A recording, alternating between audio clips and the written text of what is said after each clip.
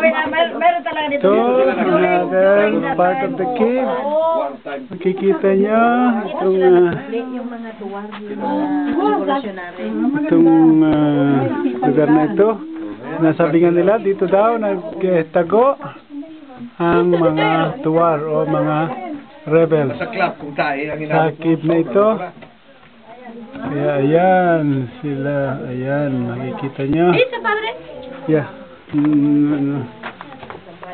Ayan, this is the cave na one time ay pinagtaguan ng mga tuwar.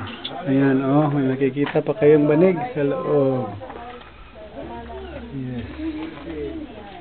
Yes, this is ito nga, ayan, oh, may nakikita pa kayong nakasulat.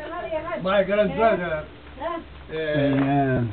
here, Darwin. Sleeping Sleep here. Yes, Very nice. Ayan, tayo, lalabas na tayo sa cave. Hada baba min kanasa, kanisa hada si baba.